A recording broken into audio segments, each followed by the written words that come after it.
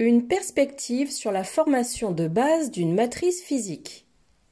Bonjour, je suis heureuse de te revoir une fois de plus. Je suis Maryse Varou. Voici une nouvelle vidéo sur la matrice. Je pense qu'il y a beaucoup à dire sur ce sujet et qu'il nous concerne tous parce qu'il n'y a pas qu'une seule matrice. Autrement dit, la matrice s'étend bien au-delà et loin de la Terre, car la matrice de la Terre n'en est qu'un seul niveau. J'ai dit à maintes reprises qu'il n'y a pas de monde physique ou règne physique d'existence. Seul le monde des esprits existe, car tout ce qui existe dans ce que l'on appelle le monde physique est le résultat d'accords de perception où nous sommes mentalement entraînés ou conditionnés à voir les choses, les événements et les idées avec un ensemble spécifique de significations qui sont suffisamment en accord avec le reste des personnes qui nous entourent. Comme expliqué précédemment, il n'y a que de l'énergie potentielle dans la soupe infinie appelée éther, et c'est l'esprit de la conscience qui transforme cette énergie en quelque chose qui, dans certaines circonstances, est considéré comme de la matière solide. Sachant ici que l'esprit de la conscience est n'importe quel être sensible, conscient de sa propre existence, et un fragment de la source originelle, tout en étant aussi la source elle-même comme un tout. Et ces circonstances particulières, dans le cas que je décris aujourd'hui, sont celles que le filtre de perception d'un corps vivant donne à l'esprit de la conscience, aussi appelé âme, pour qu'elle puisse entrer dans une certaine boîte de perception, pour qu'elle ne puisse voir qu'un ensemble fixe et limité de facteurs et d'ingrédients qui forment ce que cette âme expérimentera en tant que monde ou règne physique et matériel. Cette boîte de facteurs limités est ce que nous appelons les accords de perception. Et lorsque plus d'une personne les considère comme des constantes de base qui forment des réalités, c'est là que se forme une réalité partagée. Le règne physique de l'existence n'est rien d'autre qu'un fragment ou un rang limité à l'intérieur d'un règne éthérique beaucoup plus vaste qui l'inclut comme une partie de lui-même. C'est pourquoi je dis toujours que le monde matériel ou physique n'existe pas et que seul le monde spirituel ou éthérique existe. Les 5 sens physiques de base sont ceux qui restreignent les personnes incarnées à ne percevoir qu'un ensemble très limité de facteurs de données qui leur permettent de former un monde apparemment solide, qui est autre chose que l'esprit beaucoup plus expansé ou le règne éthérique. C'est sur ce point que j'aimerais porter mon attention aujourd'hui, uniquement sur ce que nous percevons comme la matrice du monde matériel. Dans cette matrice matérielle, il y a des règles établies qui sont dites immuables et incassables, comme les règles de la matière en physique. Il existe également d'autres règles qui sont simplement acceptées comme telles, mais qui ne sont pas aussi mathématiquement précises et inflexibles que celles de la physique, comme par exemple les règles sociales.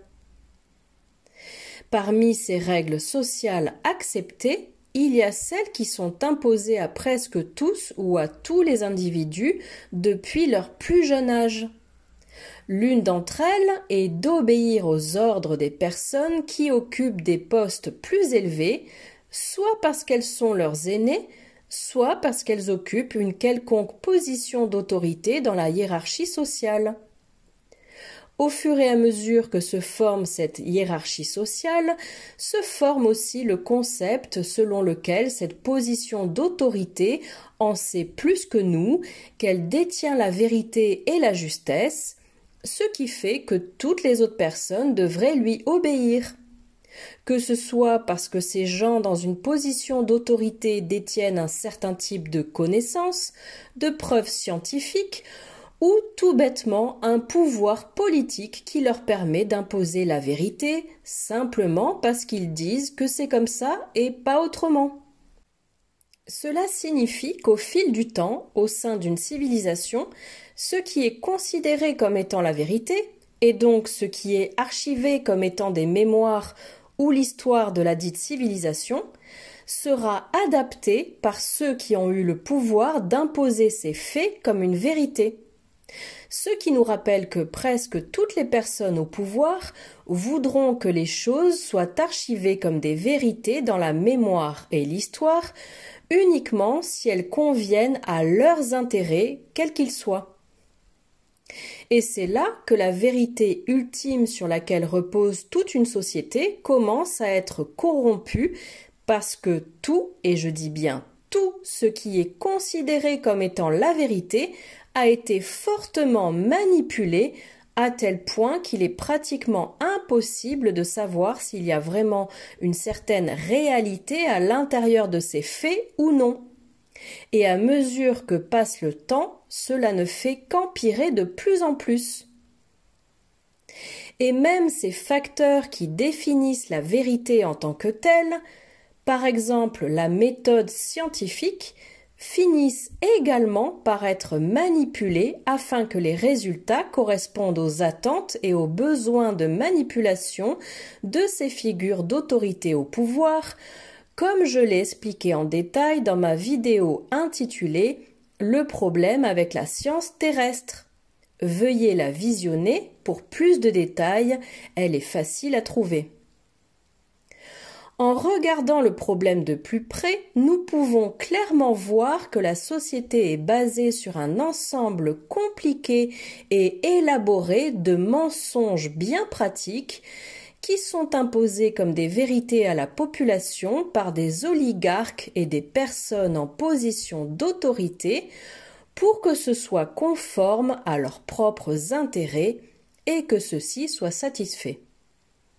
En d'autres termes, les personnes qui vivent dans une société construite sur ce que je viens de décrire ont fondé toute leur vie, leurs valeurs et leur éthique sur un ensemble de règles qui leur ont été imposées par d'autres personnes qui n'ont que leurs intérêts personnels à l'esprit.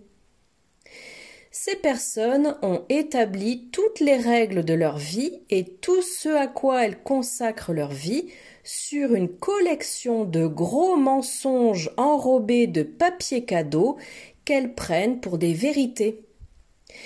Et la majorité de cette population n'ose même pas remettre en question leur validité ou leur véracité.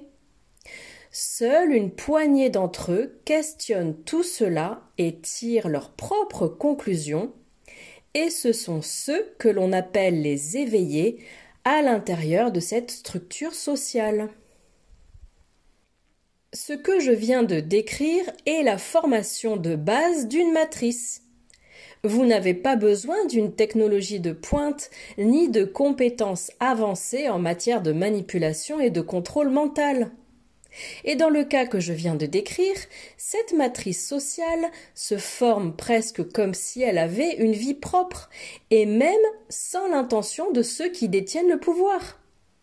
Elle est comme un produit secondaire de leur mentalité de service à soi-même et de leur besoin de contrôler la population qui se trouve sous leur autorité. Parce que les personnes au pouvoir tombent aussi dans le piège des mensonges imposés et érigés en vérité par les personnes qui ont été au pouvoir avant elles, ainsi que dans les mensonges de leurs prédécesseurs, ce qui crée un système mensonger basé sur des mensonges érigés en vérité simplement parce qu'il leur convenait à un moment ou à un autre et qu'ils servaient leurs intérêts. Dans une telle société, toutes les vérités sont là pour favoriser le contrôle, l'orientation et l'exploitation de la population. Donc il ne reste pratiquement rien comme vérité objective qui reflèterait le monde extérieur comme je pourrais l'appeler. Ça, par définition, c'est une matrice.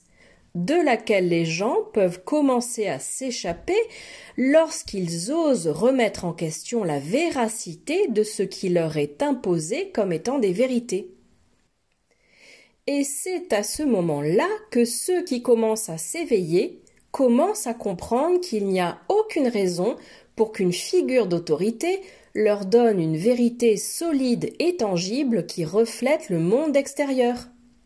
Et j'utilise l'expression « le monde extérieur » de manière rhétorique, comme la vérité réelle. Regardez, observez, apprenez, questionnez et apprenez à relier et à additionner tous les points entre eux. C'est le début objectif du processus qui permet de s'échapper de la matrice. Merci d'avoir écouté ma vidéo et j'espère vous voir ici la prochaine fois. Avec beaucoup d'amour, Maryse Varou.